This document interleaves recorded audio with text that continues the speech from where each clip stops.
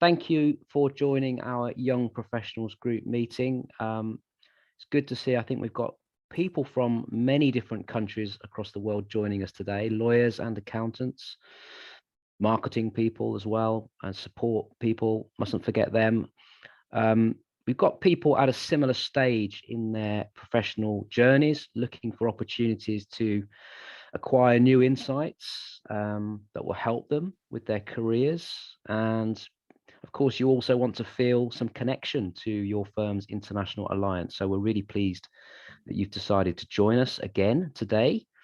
I think you should definitely see the people who are on this call as your international colleagues. You may even work with some of them already, or certainly you probably will in the future. So it's good to get to know these people even through the virtual Zoom channel.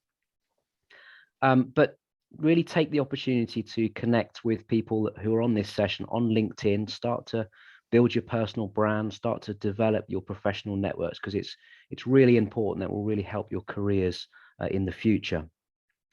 So what do we have for you today? First of all, we're going to have two brave volunteers. Got one young lawyer from the UK. I've got another lawyer, I think, from Budapest in Hungary, who are going to give us a short overview of themselves, their firms, their careers, and maybe tell us a little something about where they live.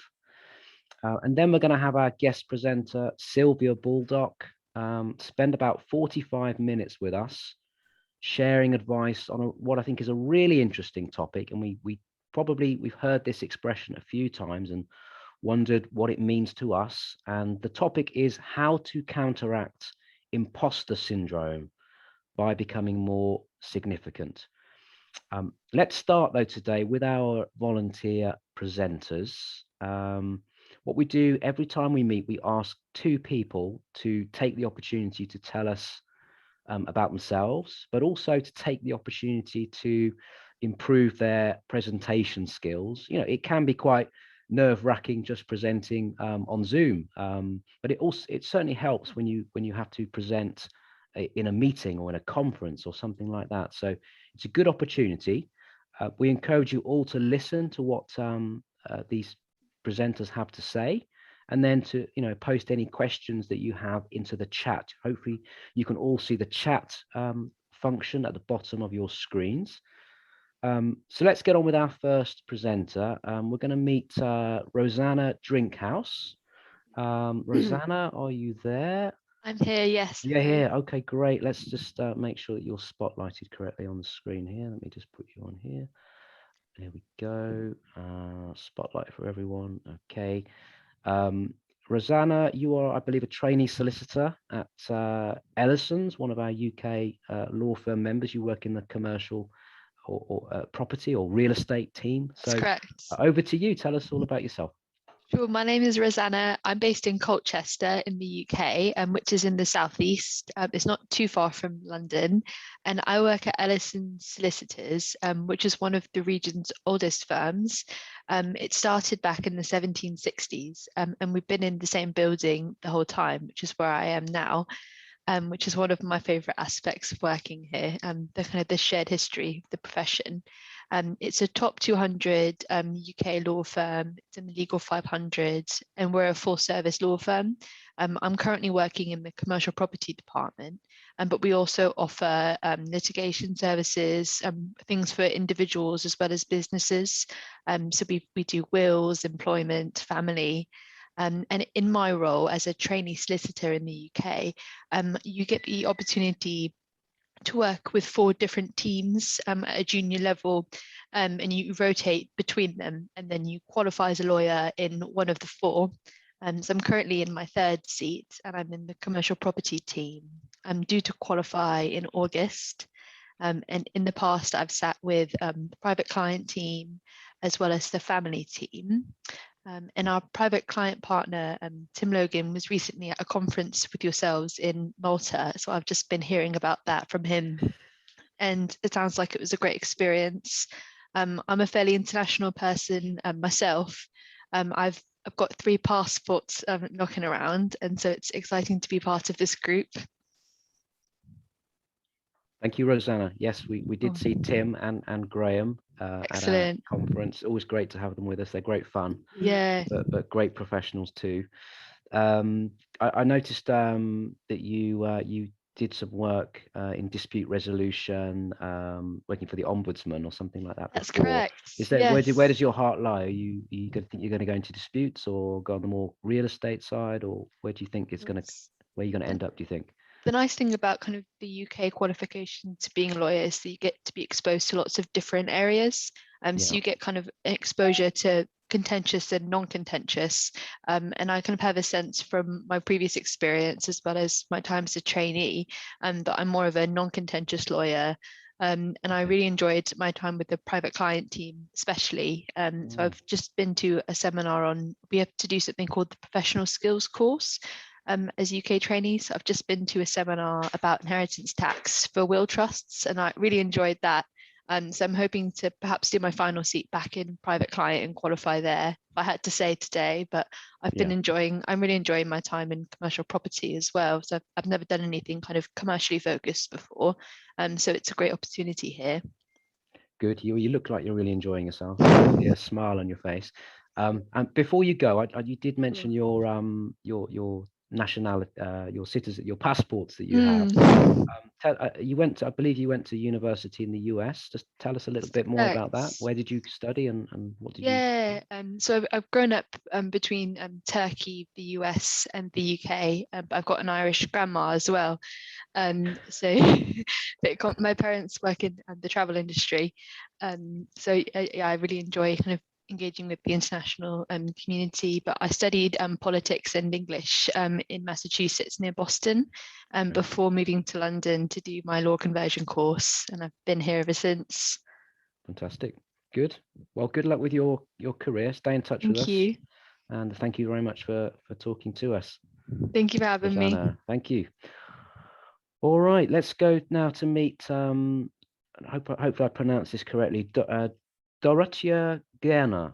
Yes, it's correct. A young lawyer, I believe, at Fair Legal and Tax in Budapest, in Hungary, a place that we are looking forward to visiting in May next year. So, Dorothy, please tell us a little bit about yourself and your career, and maybe about where you live. Okay, thank you very much. Just a question. Can you hear me and see me? It's okay? I can't see you, but we can hear you very clearly. Are you able to turn your No, camera I on? can. I think I can see you. I can see you. You're right. We can see you. Yeah, you're there. Okay. Okay. Brilliant. Thank you very much. So, good afternoon, everyone. I'm Dorothy Garner from the Fajir Legal and Tax, and my purpose today is to present our office and myself a little bit. So, our motto is legal, tax, and accounting services from a single source. The legal department was established in 1954 by late Dr. Jenő Gyula Fajir, the grandfather of my CEO. The tax department has not that long history. It was established in 2011, and it has developed a lot in the recent years. At the beginning, it was focusing on tax and final consulting, and from 2019, an accounting and payroll also too. This enlargement has been after joining to Elliott Group. This enables us to solve a wide range of problems that our customers have to deal with it. Above all, I think our firm sets apart from the crowd because all these services are provided in 3 languages. It's Hungarian, English, and German. And this was also my biggest motivation to join to this team, that I can use these languages.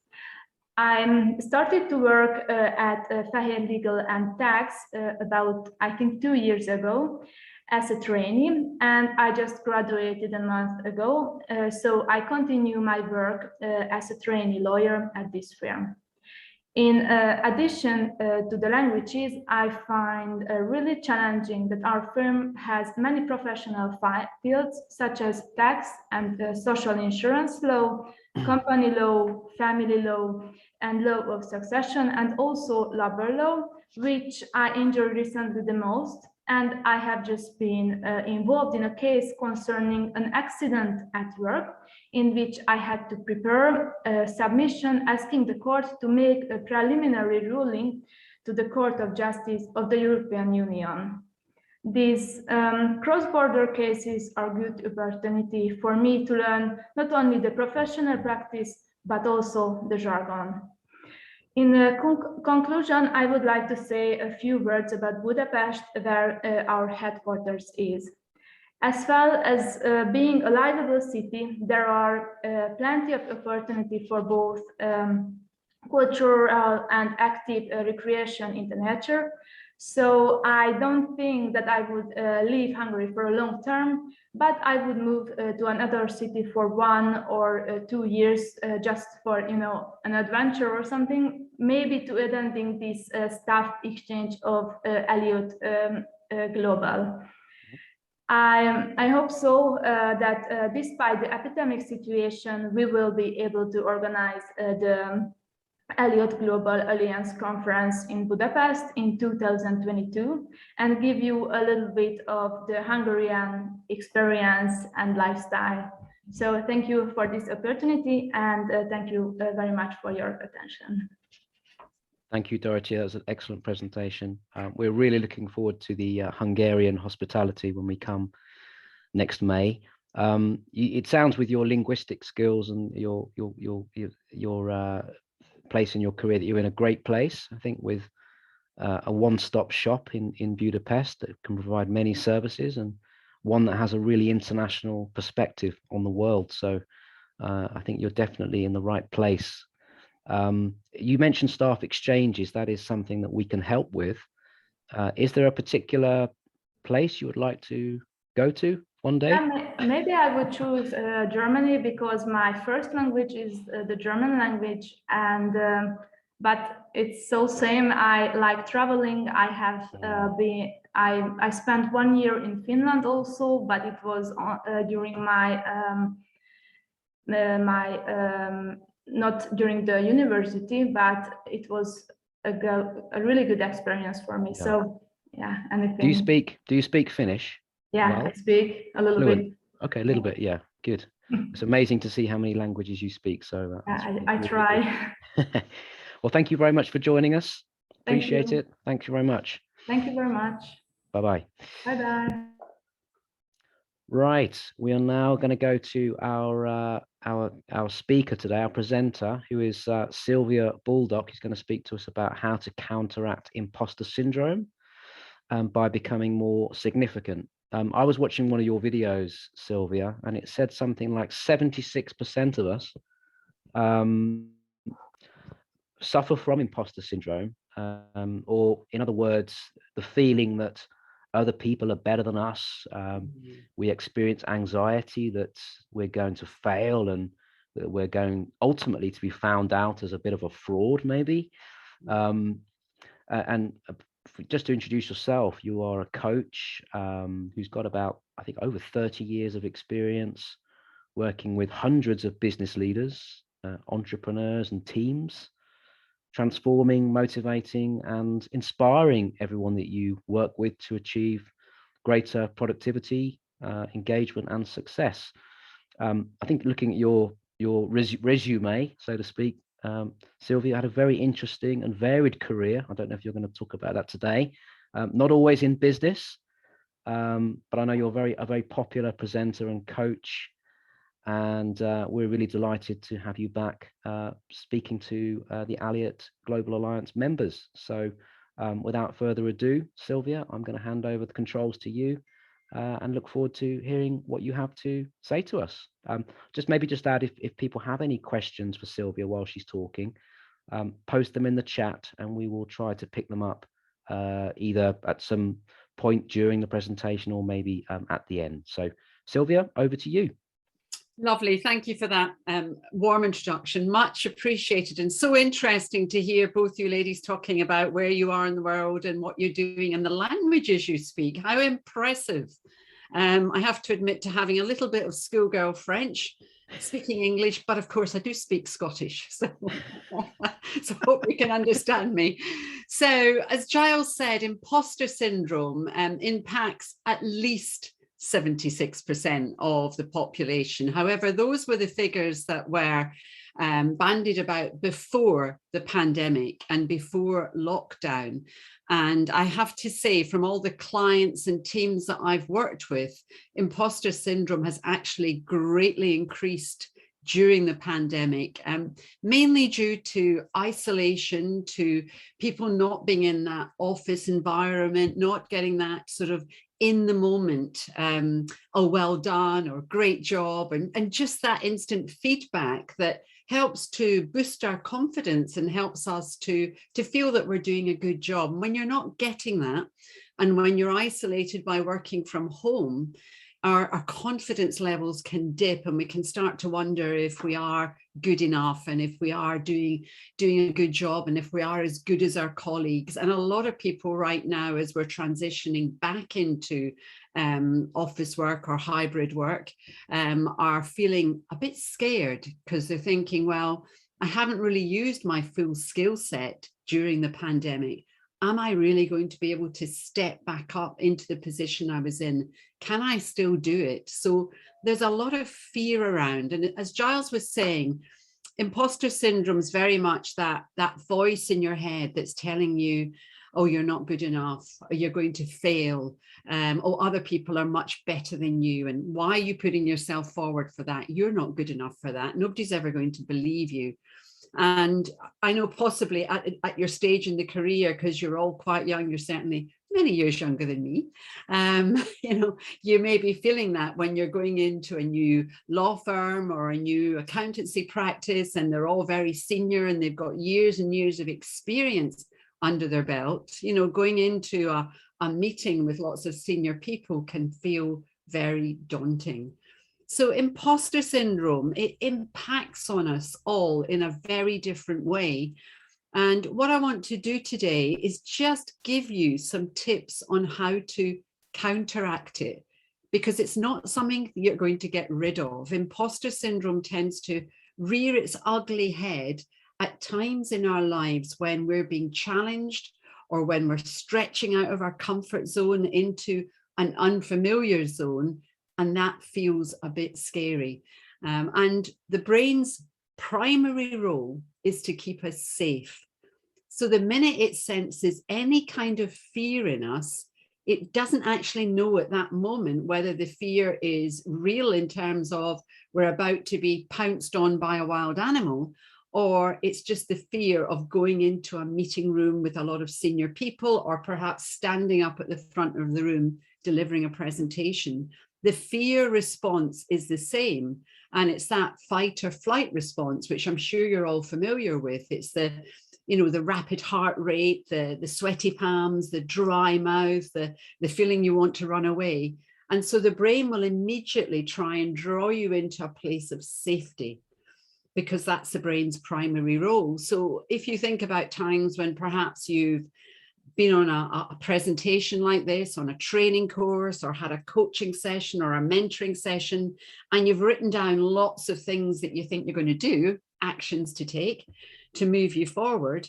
If you leave them for a day or a couple of days, then when you go back to them, the brain will give you all the reasons why you shouldn't do it, because you're stretching into unfamiliar territory, and the brain wants you to be where it's familiar and safe. However, I must say that if we live life in our comfort zones, it can actually become quite boring and quite monotonous, because one of our basic needs is self-actualization. And some of you might be familiar with Maslow's hierarchy of needs. And the basic needs are things like food and safety and belonging. But absolute pinnacle is self-actualization, which is about continually evolving into a more purposeful, more impactful version of ourselves. So that's just a kind of preamble into it. What I want to do is just share my screen. It's not going to be death by PowerPoint, don't worry, but I just got a few things that will come across better visually. So you know who I am, so we don't need this slide. So Imposter syndrome can sometimes be seen as a bit of a mask. So sometimes people are actually posing as something that they're not, pretending to be overqualified, for example, at an interview, bigging themselves up beyond their experience and knowledge to try and get that job they long for. Or people can act really confident, you know, put on a louder voice, a very firm handshake, a very commanding eye contact. And if it's not actually who you are, then something doesn't ring quite true. It feels a little bit false. So today's talk is not about putting on a mask and pretending. It's more about realizing the true value that you have, that we all have within us, and being a lot more confident about who you are and the unique value that you bring to the workplace and to life. So I'm going to share a couple of ways in which imposter syndrome impacts on us and what it feels like, because I know some of you will be familiar with it, and some of you may be familiar but have never thought of it as imposter syndrome, and some of you may not suffer from it at all, because there are a few people that don't.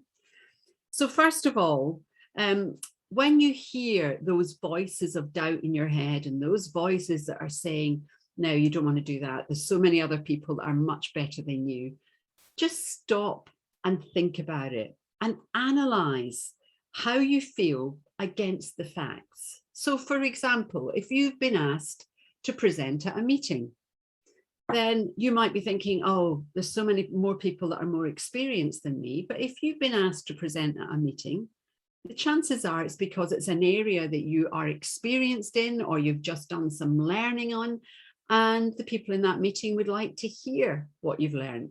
So they would like to learn from you. So when you're about to do something scary and you're feeling really scared and feeling you shouldn't do it, just question yourself, why am I doing this? Who's asked me to do this? Or what reason have I put myself forward? What am I skilled in? What am I bringing to the table? And when you actually analyze it, 9 times out of 10, you'll find a really good reason why you're stepping up. Then also break the silence. You know, if you think, oh, I'm the only one that feels like that, I can guarantee you're not. Most of us feel like that when we are stepping into something new, something that's stretching us. We just get those voices in our head and we get that rapid heart rate and all the other symptoms that I mentioned. So talk about it with somebody you know and somebody you trust, because 9 times out of 10, you'll find that they feel exactly the same. And a problem shared is always a problem halved. And then try to see failure as actually a positive, because if we never fail, again, it means that we're not stretching enough. And we learn so much more from our challenges and from our failures than we do our mistakes. So I want to share a couple of slides with you now. First of all, is one about always wanting to please others, and that causes stress, anxiety, and even depression when we're constantly living our lives to be the kind of person we think others want us to be, to copy what other people are doing, to feel, oh, intimidated by them because they did better in their exams than we did, or they've been there longer, or they did a brilliant presentation just before you. That comparing ourselves to others massively impacts on our confidence, our self-esteem, and it just allows those voices of the imposter syndrome to shout even louder and to minimize your impact and your confidence. So live to please yourself. And I don't mean that in a selfish way.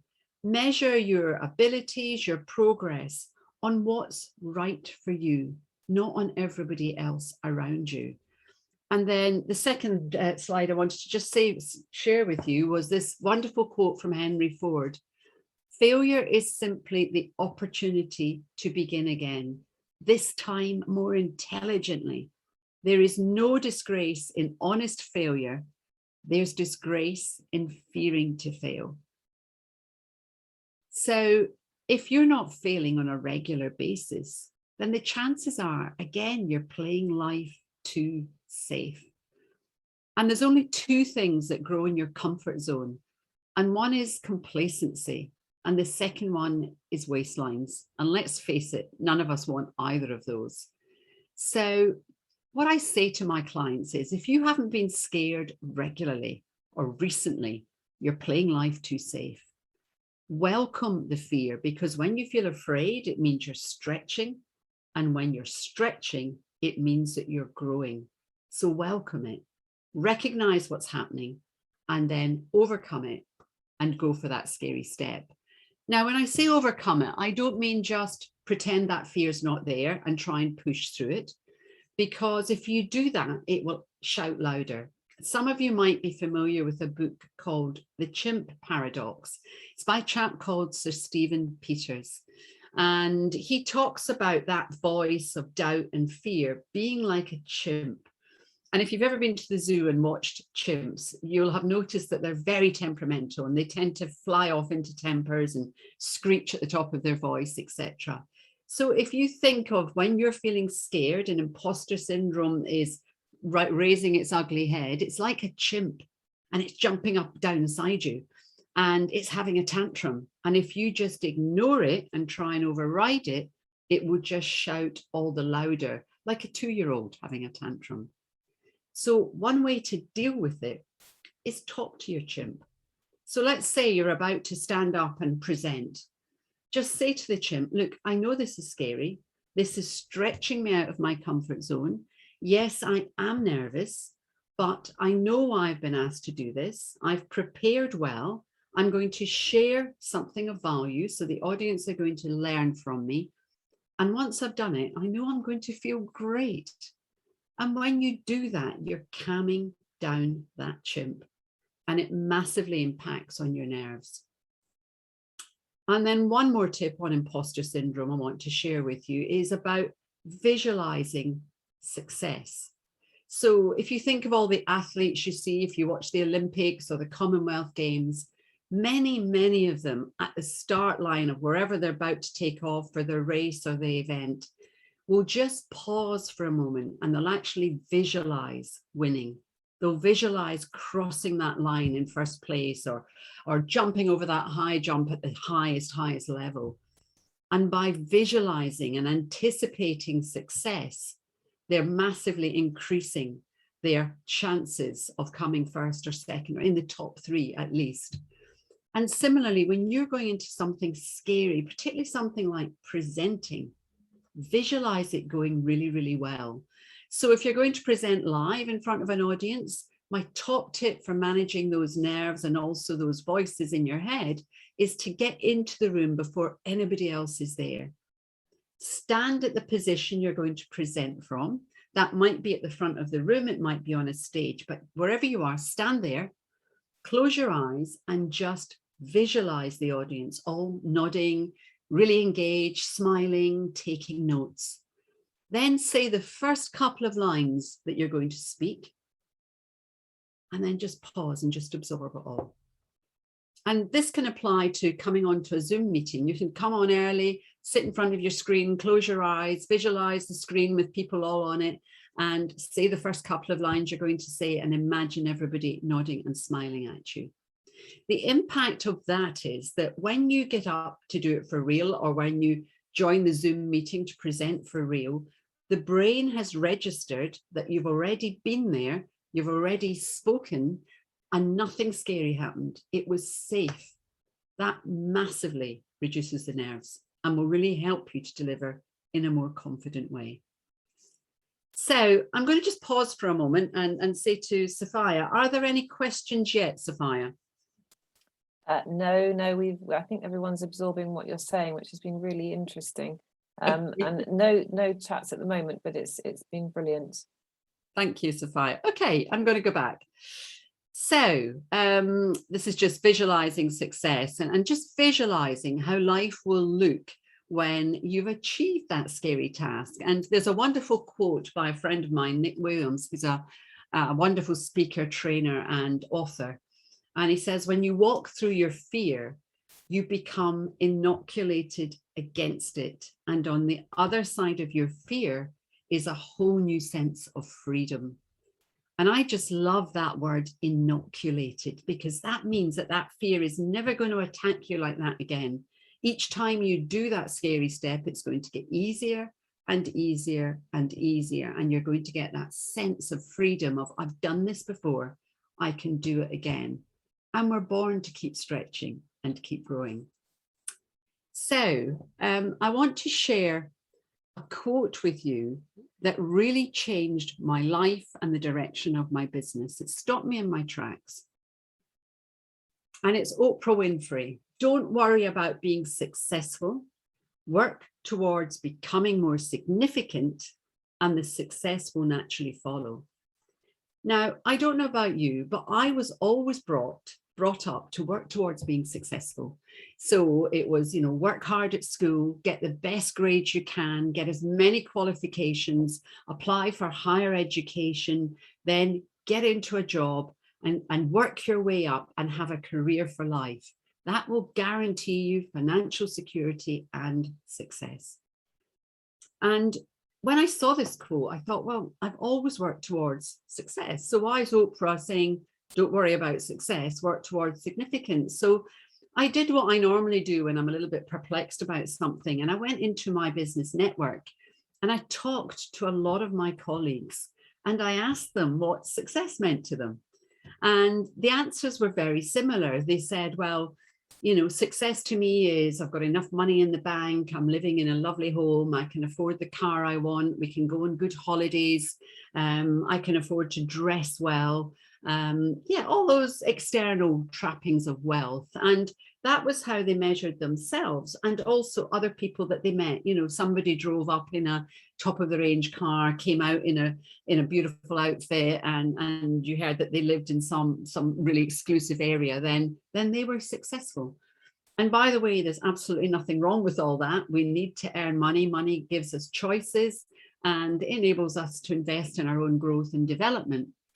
However, when I questioned them a little bit more about what fulfilled them, all of them said, oh, well, it's not the money, it's the difference I make. It's knowing that at the end of the day, what I do matters, that I've made a difference to somebody, that I've made a difference to the firm I work for, the business that I work in.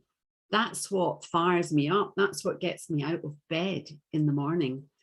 And significance is very much about the impact that we're having on the people that we live and work with, and then on the world at large, because when we're impacting on other people and inspiring them and motivating them, they in turn inspire and motivate the people that they're connected with. And it starts this ripple effect of impact across the globe, which I think is just really exciting.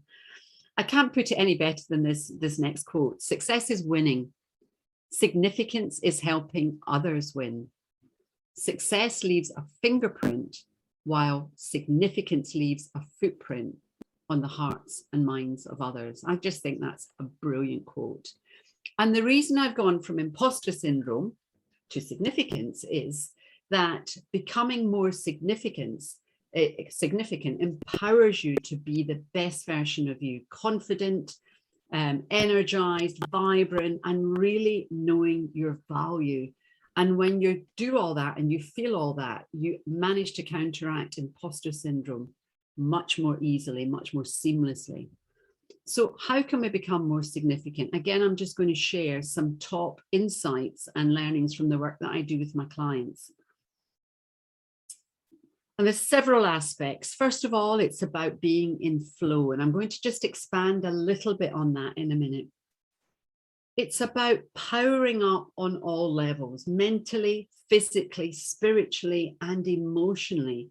So you're always bringing the most vibrant, empowered version of you to everything that you do. Then thirdly, it's about evolving and growing, constantly becoming more of ourselves, that self-actualization, and then about sharing that value with others. And then finally, it's about being fully present. Now, I haven't got time to share all this with you today. It's all part of a 6-week program that I run, but I just want to share some of my top tips from this program that I feel will impact on you most right now.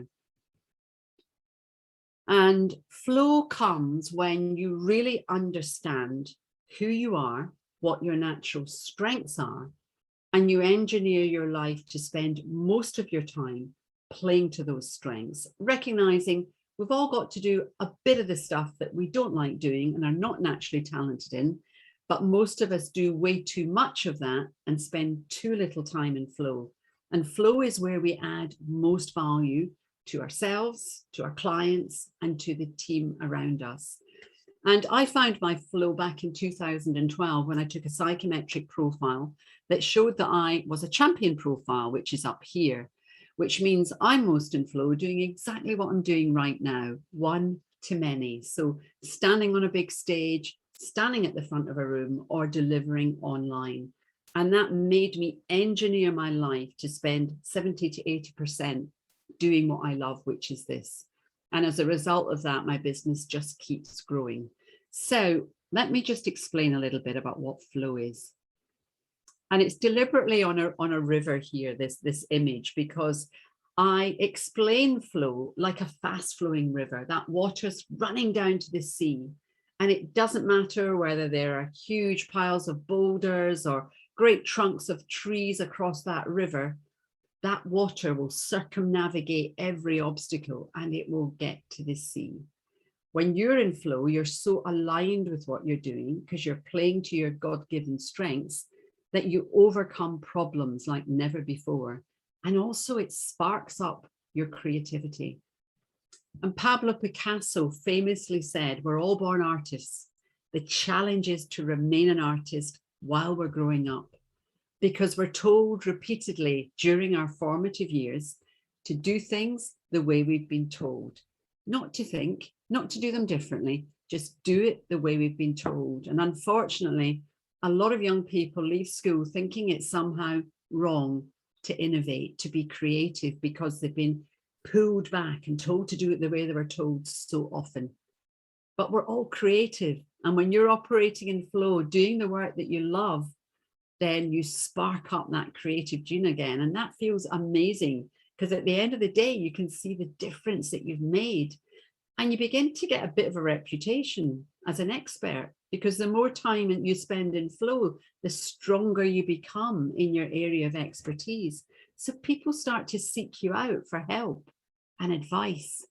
That massively impacts on your confidence and your self-esteem.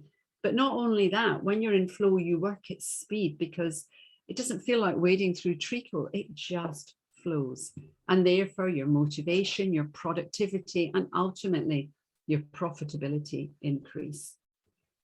And because you feel so aligned with who you are and you're really connected to your unique value, you don't feel threatened by rising talent around you because you know where you add value. So therefore you support and encourage the people around you.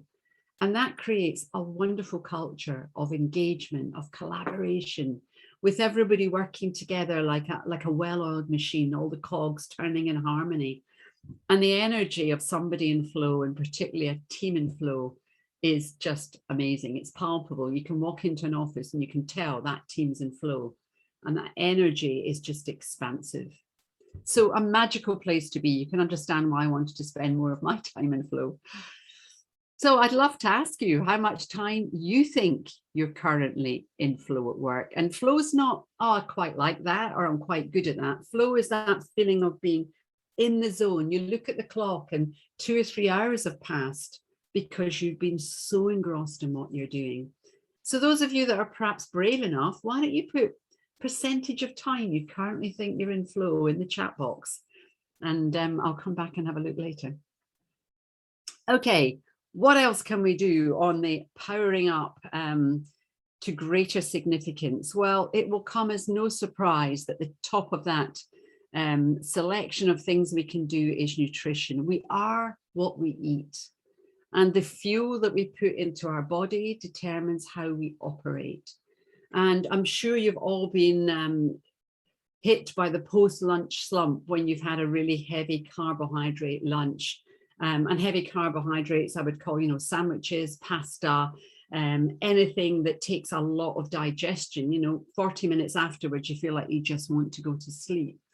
So if you want to stay really productive after lunch, make sure that you're having good choices like high quality protein, fruits, veg, berries, seeds, nuts, really good quality food that is going to keep you energized for the afternoon and keep the carbs for the evening, when it doesn't matter if you fall asleep in front of the TV. But to keep your vitality up during the day, really think about what fuel you're putting into your body. And if if you grab your lunch at one of the local takeaways, then all of them now do really healthy options. They do salads, they do great soups, they do dips, crudités, etc. The thing is to plan in advance. And, whether you're working from home or working in the office, take a healthy option with you. The other very important thing is to stay hydrated. So I want you to pop in the chat box how much of the brain you think is water. What percentage of the brain do you think is made up of water? And on that note, I'm just going to say, when we get 1% dehydrated, just 1%, our cognitive function drops by 5%. And by cognitive function, I mean our ability to focus, to learn, to absorb information, to store information in our memory, to access information in our memory, to make decisions, and to be creative, and lots more, but those are the major things. So just 1% drop in dehydration. So make sure you've got a big container on your desk and that you empty it at least 3 times during the day, constantly topping up your water. You will find that is a game changer. Once you drink lots of water, you'll be much more alert. I'm just going to come down and see what we got in the chat for that. Go. So 90%, 80%, 70%. Oh, you are very good, guys. Yes, it's actually between 75 and 85%. So you're spot on. So that just tells you how much water you need in a day.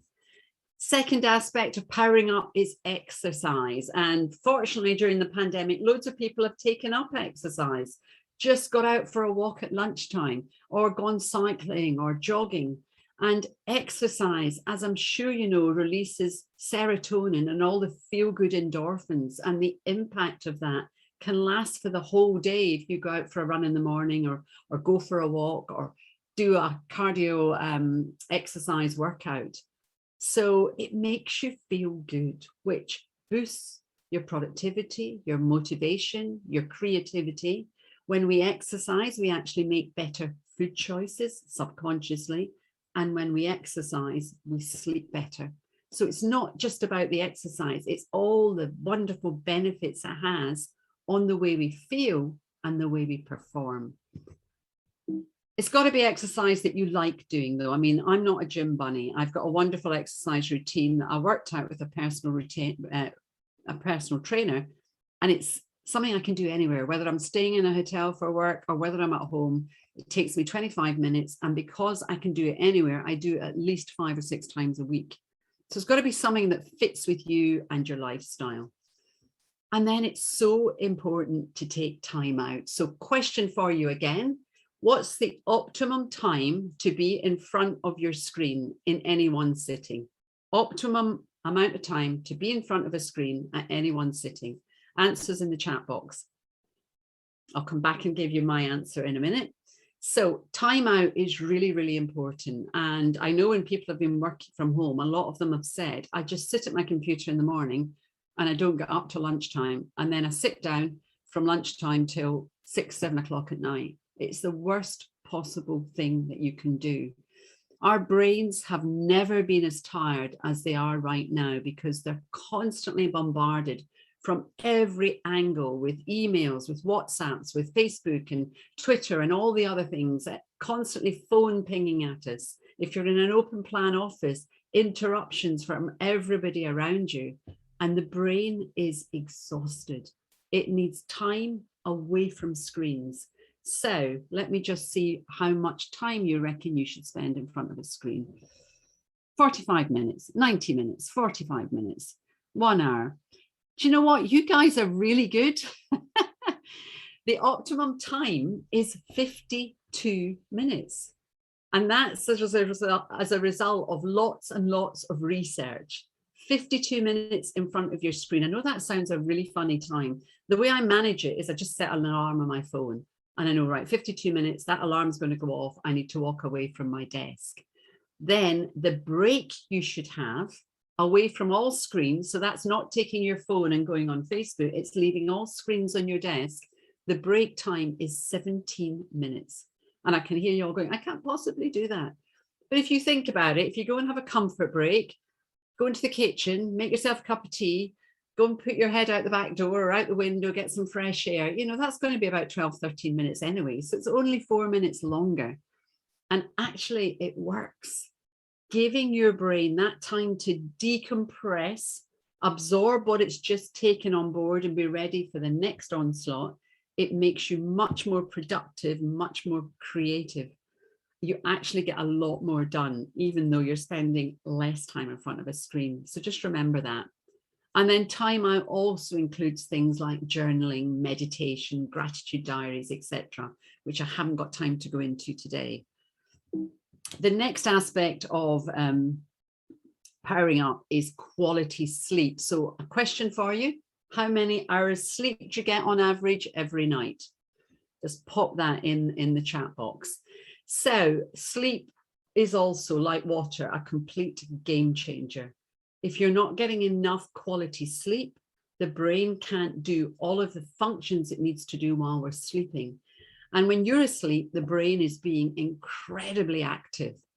One of the things it does is it hoovers up a lot of the waste products from the day. So the cerebrospinal fluid, which bathes the spinal column and the brain, acts like a bit of a hoover, and it hoovers up broken down cells and proteins and toxins from the day and gets rid of them. The brain also filters a lot of the information you've taken on during the day, and it stores the most important information in the memory. It categorizes a lot of the information and it gets rid of some of the stuff that you don't need. The brain also starts to produce new brain cells.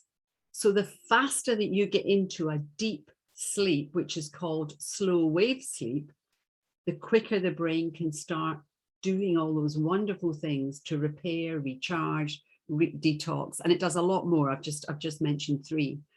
And when you have a really good deep sleep, you wake up feeling recharged, revitalized, ready for the day ahead. So let me just see what you said about the amount of sleep. 5 to 7, 8, 7 to 8, 6 to 8, 5 to 6 to 7, 7. Great, I'm so impressed. So optimal amount is 7 to 9 hours. Anything less than 7 hours is detrimental to your cognitive function. So a lot of people say, oh, I can get by on 5 hours sleep at night. You might get by, but your cognitive function is massively impaired. You won't notice it, but ultimately, if somebody was to do a study on you against your productivity in the hours that you're there, it would be a lot lower than somebody else with a similar role who's getting between 7 and 9 hours sleep a night. And the important thing is to get into a deep sleep as quickly as possible. And that's determined by your sleep hygiene, which is how you prepare for sleep.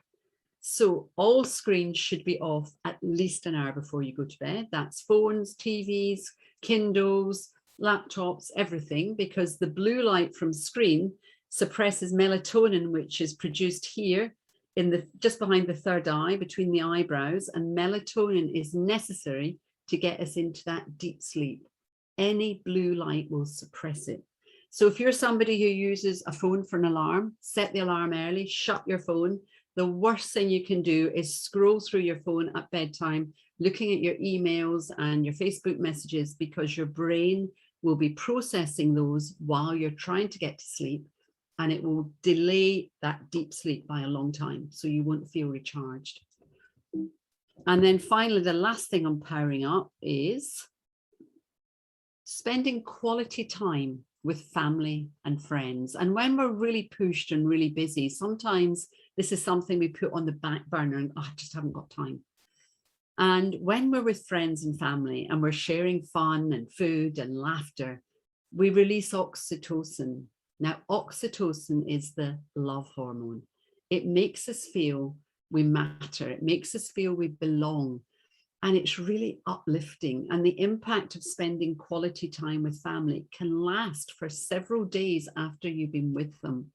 So make sure you build in that time, because it's magical. And that's all I've got time to say on that today.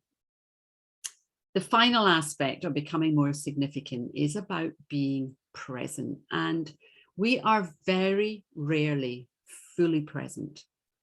If you think about it, when you're in a meeting, very often you'll be thinking about, oh, I'm going to have to speak soon. What am I going to say? So you're not really fully listening to whoever's speaking at the time. Or when you're with somebody, you might be thinking, oh, I haven't sent that email. I haven't phoned that person. I wonder how quickly I can get away. So you're in the room, but you're not in the room. And people can sense that. And I was very guilty of it when my kids were young. You know, they'd want to talk to me and I'd be typing away and going, yeah, yeah, yeah, I hear you. And then they just go away because they knew I wasn't really listening.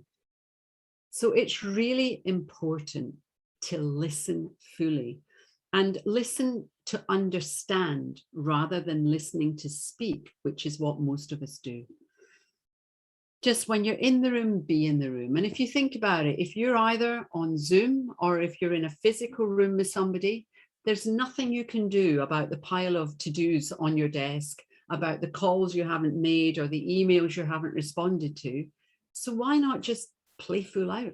Just be in the room. You'll get so much more from each interaction and people will get so much more from you.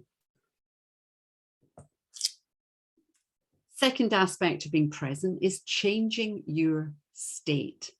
We all have an energy field around us, and that energy field can be sensed by other people. It can't be seen, but it can be sensed. Sometimes people call it your aura, and there are apparently 3% of people on the planet who can actually see auras. They'll see like a colored cloud around you, and actually they can actually physically see your aura. But for most people, it's subconscious, just a sense of you. And if you've ever been in an office situation where somebody's coming in a bad mood, particularly somebody senior, you might remember everybody just kind of head down, stop talking, and you could cut the atmosphere with a knife. So somebody with a really stressed energy can actually suck the life out the rest of the room. If you're entering a room feeling like that, really stressed, or you're coming on Zoom and you're really stressed, just pause for a moment before you bring that stressed energy field into that meeting. And there's 3 things you can do. 1, you can think about something that's going really well for you and really appreciate how well it's going for you. Or you can think about something that you're grateful for, something that maybe somebody did for you that just makes you feel good. Or thirdly, my most favorite, and I want you to do this with me, imagine you're hugging somebody that you love. So I want you to put your arms out as if you're about to hug somebody. I want you to close your eyes and think of somebody you'd love to hug right now and just squeeze as if you're giving them a hug.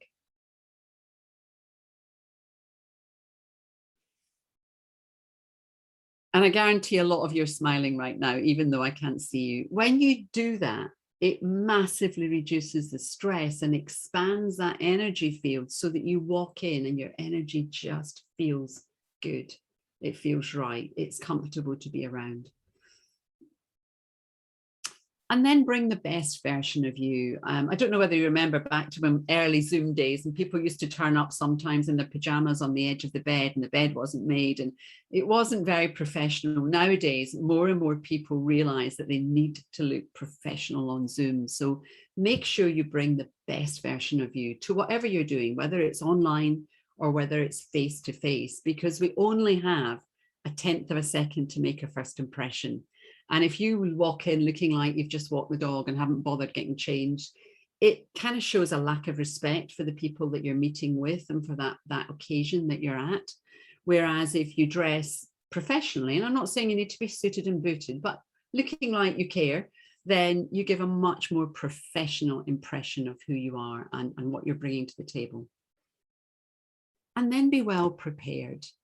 You know, if you're fairly new in your role and you get a little bit nervous about meetings, etc., the more prepared you are, the more confident you'll feel. If you've read the agenda, you've done a bit of research, you've thought about what's going to be discussed, you're bringing your opinion to the table, you're going to arrive feeling a lot more confident and ready to contribute than if you just turn up and wing it. And then finally, just reinforcing what I said at the beginning, give the gift of undiluted listening. Listen to people as they speak rather than worrying about what you're going to say. So in the last few minutes, I just want to talk about this being totally present, because you've got your whole life ahead of you. And unfortunately, a lot of people live life regretting the past, regretting perhaps not working harder at school, getting better qualifications, or regretting not working harder at university or college, or regretting their life choices, or regretting not getting fitter. But if you think about it, we can't change one iota of something that happened a second ago. So learn from your challenges, learn from your mistakes, but let them go. You can't change it. But similarly, at the other end of the spectrum, a lot of people are waiting for utopia, that time when they've got all the qualifications they need, they've got their dream job, they've got their ideal home, the perfect life partner, their perfect weight, everything in the garden is rosy. And one thing the pandemic has really reinforced is none of us know how many tomorrows we have. And if we live with one foot in the past and one foot in the future, the bit in the middle just becomes like a corridor that we're racing along. And we miss so much of the magic of the present. And yet when you play full out wherever you are, you bring the best of you to everything. And nobody can ask any more. And being fully present is just magical. So today I've just shared a little bit of a program I run called Empowering Your Significance. We've talked about maximizing your talent by being in flow, powering up to be the best version of you. I also cover personal brand, how to stand out more from the crowd for all the right reasons. And then we look at vision and values and what needs to be in place for you to feel aligned. What's your vision for the future? And how can we turn that into a plan of action by mapping out your goals? And then we look at how you're going to continue evolving and growing into greater significance. I have a really special offer for you. This program is normally $12.97 plus VAT, but for you, it's just $4.97 plus VAT. If you want to talk to me about it, there is an email coming out with links to me. Please just have a call. Got no heavy sell. I'm just going to chat to you about the benefits of the program and what it can do for you. I'm not going to share that. And right now your brain will be saying to you, oh, you don't want to do that. That sounds scary. You might be challenged. You might have to dig deep into yourself, because the brain wants to keep you safe, remember? So when you're challenged with doing anything, not just this, remember your brain's trying to draw you back into your comfort zone where nothing grows except discomfort, complacency, and waistlines.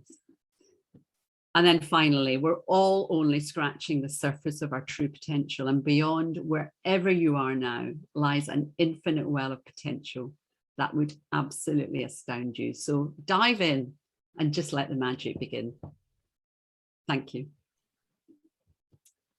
Thank you, Sylvia.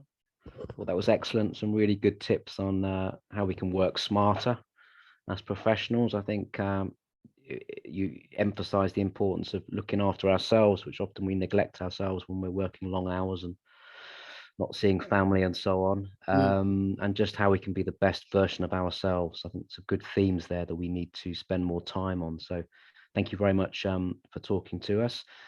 Also learn not to watch Netflix in bed just before I'm going to sleep. Exactly. Brilliant. Thank you. We've got some questions, I believe. Sophia's picked out some questions. Oh, wonderful. May not get through them all today, but we've got a couple of questions. Giancarlo was the first question. Giancarlo, I don't know whether you want to ask a question or are you happy for me to read it out? If you want to come on. So, Giancarlo, are you there? Yes. Hi. Hi. Do you want to ask your question to Sylvia? Sure. I'll just have to go back and check it. 1 second. Oh, yes. So right at the beginning, you mentioned that, imposter syndrome is on the rise. due to the pandemic and I guess a plethora of other factors. But my question was, is it actually on the rise, or is just the social awareness towards it increasing, which then kind of triggers that conversation and uninhibits people from talking about it? You know what I mean? I think that's great question. And I think it's a bit of both. But because, as you know, there have been so many mental health issues due to the pandemic, due to people being isolated and not having that support of the people around them, it's also massively increased because people are just feeling that they are frauds. And because they've had time to think about themselves more and to think about what they bring to the table. Whereas when you're normally working all the hours God sends, you don't have that time to sort of stop and think and analyze yourself. But a lot of people, because of that long period of isolation and feeling detached from their role, have really begun to question themselves and what they're doing. So it's a bit of both, but a great question. Thank you. Thanks. And then Rosanna, she had also a question. Rosanna, would you like to ask it, or are you? No, happy to ask it. Sylvia, I was interested in what you said about the kind of the way to counteract imposter syndrome is to build significance. And so I was wondering kind of what that looks like on a day-to-day level, especially for ourselves, junior people in the workplace. Yeah, lovely. Great question as well. So when you are doing all of those things that I was sharing with you, you know, powering up, sleeping well, you're feeling energized, you've got great nutrition, you're operating more in flow, etc., etc. You feel so fired up that you bring a really confident, not arrogant, confident version of you to the workplace, because you know that you're doing everything you possibly can to bring the best version of you. And just to give you a quick analogy, I listened to a fantastic audiobook last week, and a woman called Emma Wiggs was interviewed. She's a para-Olympian. She's 8 times world champion, gold medal winner. And she was saying her coach gets frustrated with her because at the start of a race, she never actually believes she can win. But what she does know is that she's 100% prepared for it. She couldn't have done one more thing to prepare better. So when we're preparing ourselves to the best of our abilities and we're bringing the most empowered version of ourselves to work into life, then that's what becoming more significant is all about, because you're feeling so good about you that you impact on the people around you, and you're much more likely to step up for the challenges and to keep growing. And by you stepping up, you inspire others to do the same. Thank you for that. That's very helpful. If any of you've got questions that you don't want to ask in an open forum, just connect with me on LinkedIn. I'm very happy to answer questions on LinkedIn, or say book a call. The link's coming out, so you can book a call if you want to. Thank you, Sylvia. Well, I think we're at time now. Sophia, was that the last question? Yeah, I think that's probably good? time as well. So, Okay. but I think thank you so much from a personal point of view. It was great. So thank you, Sylvia. I know we all took away a lot. Thank you. Are you going to spin the wheel, Sophia? Well, what I thought we'd do is, just because of time, we will award a prize to those people that what's what I want to say? I want to say bravely stood up, because it's not easy. And so, and especially having listened to your brilliant talk, it's not easy standing up. So thank you very much to Rosanna and Dottie. So we will give something to them. Brilliant. Fantastic. So thank you, Sylvia. It's been a pleasure having you with us again. Thank you to our volunteers who spoke. Thank you to everyone who's come along today. And we'd love to connect with you on LinkedIn. Feel free to approach any of us, Sylvia, myself, or my colleague, Sophia. And we'll see you, I think, probably in January or February 2022 for our next session. So thank you, everybody, and see you again sometime. Good luck, Bye-bye. everybody. Bye, everybody. Thank you. Thanks, everyone. Bye-bye.